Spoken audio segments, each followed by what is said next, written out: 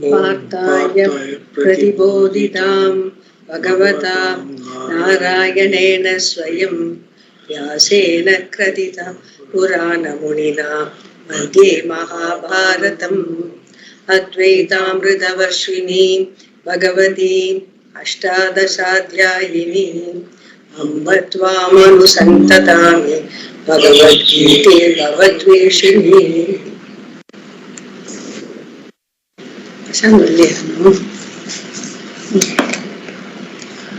We are in chapter 6, verses 5 and 6. Yeah.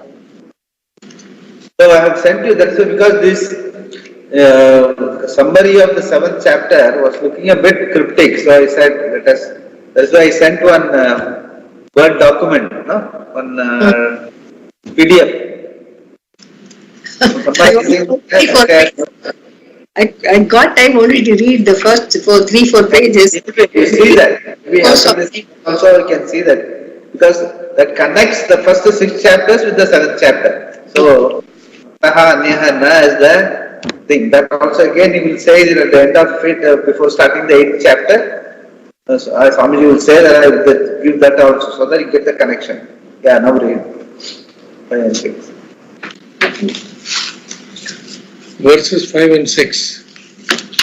Here Krishna talks about Apara Prakriti and he points out the Para in the second half of this. Para Prakriti is consciousness, the very meaning of the word Jiva, and is not a mere thought. That is indeed the Yoni, the cause for everything. And the Chaitanya Atma, that is the cause for everything from which everything comes, by which everything is sustained, and unto which everything goes. Verse 7, Krishna says, there is no other cause prior to superior to me, and there is nothing besides me. There is no cause for me. In fact, there is nothing that is separate from me. The great canvas of this world is woven as its being in me, like the beads in a string. Then he says, I am the cause of all of them, the truth of everything. Ishvara is understood as Paroksha. So, see what he means is, when he says, Ishvara is understood as Paroksha, Paroksha meaning whatever you interact with, what is other than you. But he says, I am the cause of all of them, and they all exist in me, and they are caused by me, sustained by me, and resolved into me. So, when he says that, even though it appears as Paroksha, it is actually Aparoksha. Aparoksha meaning there is only one Aparoksha in this whole study as well as the reality. Only Aparoksha is self. Self is the only Aparoksha. What we can truly claim in life, self is the only Aparoksha. Even though however much we wish that whatever we see and even Bhagavan, Ishvara, all those things, so much lofty things which we value, all are Aparoksha, all are Paroksha. The only thing that is Aparoksha is you. So, that is what he says, even though Ishvara is understood as Paroksha, the reality is it is Aparoksha. Aparoksha meaning me. Bhagavan says me, and for the only Aparoksha as far as we are concerned is only I, the being.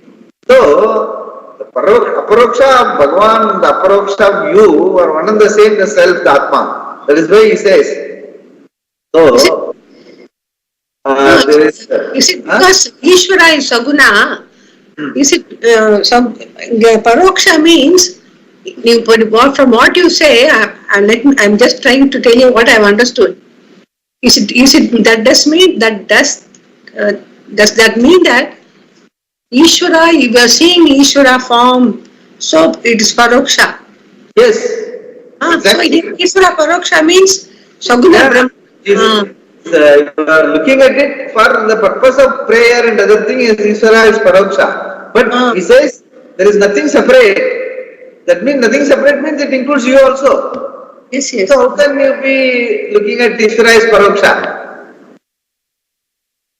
It includes you also. That means that is the problem with Arjuna. That is in the 11th chapter, when Bhagavan shows Vishwarupa, he got so afraid, he said, no, you come back to your normal form. Why? Because he didn't see himself in that Vishwarupa. Arjuna was also very much there. Since he excluded, he felt afraid. So the Tatparya is, anything other than you will feel afraid only. That you told us last class. Yeah, Dvaitat hi bhayam bhavati. Even the small, udara mantaram kurute, atatasya bhayam bhavati. So, the most important part is, there is only one reality, that is Aparoksha, that is me, that is Ishvara. That is what we are aiming at. The whole thing, we are aiming at is, Mattaha Anyaha Na. 7th chapter is Ishvara is the same as the Atma that has been explained in the first 6 chapters. So that is connection, 6th and 7th connection.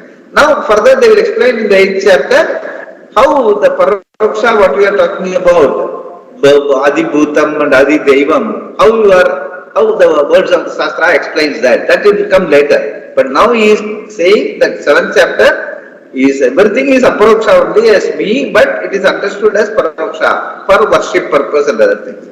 Now let us get to the 8th, verse 8. Yeah, verse 8.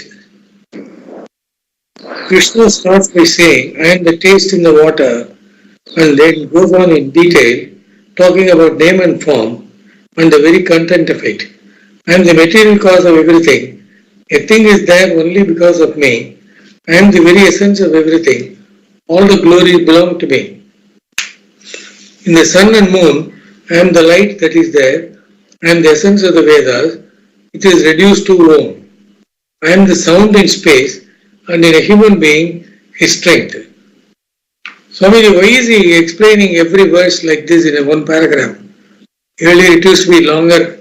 No, this is only a summary, no? He is giving a summary of the 7th chapter before he has summarized the 6 chapters.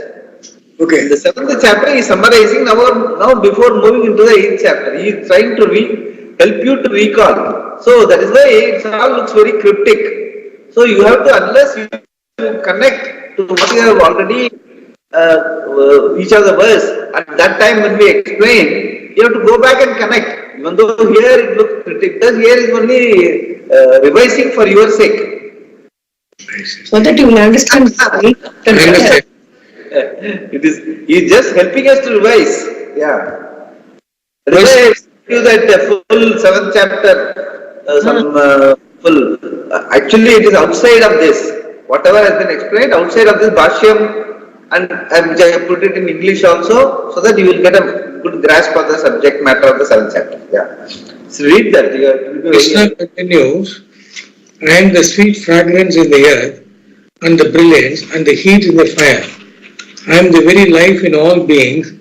I am the one because of whom a great ascetic is called an ascetic, because I am in the form of the result of all his austerities and remain as his very austerity. Verse 10. Here he says, Partha Arjuna, understand me as the one who is the eternal seed, from which all living beings come into being. I am the intellect of those that have the capacity to discriminate. I am the brilliance in the brilliant. So this you can relate to that Bijasya Dakshinamurti Stotram. Bijasya Anta Ankurahaiva Jagaditam Pran Nirvikalpam Punaha Maya Kalpita Desa Kala Kalana Vaichitre Chitri Kirtam. The whole thing is like in Chandogya Upanishad, Uddalaka explains to his son by asking him to open the Alamara, the Parata open, then he says he will find lot of seeds inside. Then he will ask him to open the seed. Then he will open the seed and he will ask him what you are finding it there. He will say nothing. But you are saying nothing, but this entire tree has come from this seed only. Then how can you say it is nothing? So what you see is no thing, that is fine. But the entire full tree has come from this no thing, meaning there is being in it. Even though it appears as no thing, it has got being of the entire tree in this seed as a software or soft power. It is there. In the same way, Sadeva Saumya Idam Agre Asid. The easiness, the being, the awareful being in all of us, even though it appears as it has no form, it is timeless, spaceless, it is not an object. When we are talking, the I, the being, it does not have any form. It is not an object.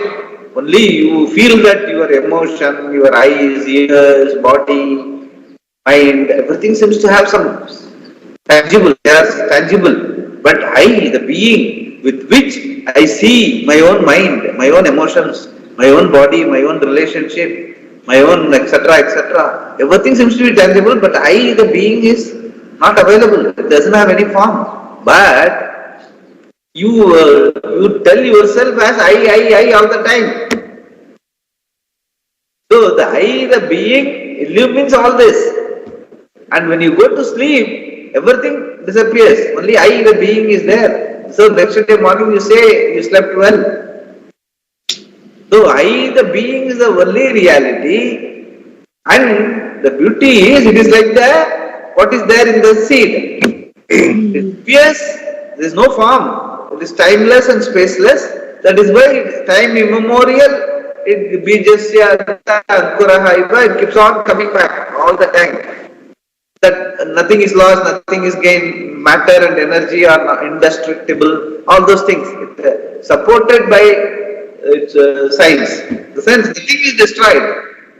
Everything is always there, even though the seed, the inside of the seed has no form, no substance, nothing, but it is always there. So the easiness that always there is the only reality. Everything else changes. That is what he is saying. Understand me as the eternal seed from which all beings, eternal seed means it has no destruction. Because it is not bounded by any, space-time coordinate. So anything which is not bound by space-time coordinate is Saraswathi. Everything else is Saraswathi. This way, Ajo Nitya Sashotoyam Puranaha, Padicham Nadi, in second chapter. Bhagavan says, Ajo Nitya Sashotoyam Puranaha. Sashotoyam means what? Yes, I am the only Saraswatam. Everything else is Saraswatam. Continuously changing. That is what he is trying to say here. Yeah, read it. Eternal seed. Eternal seed means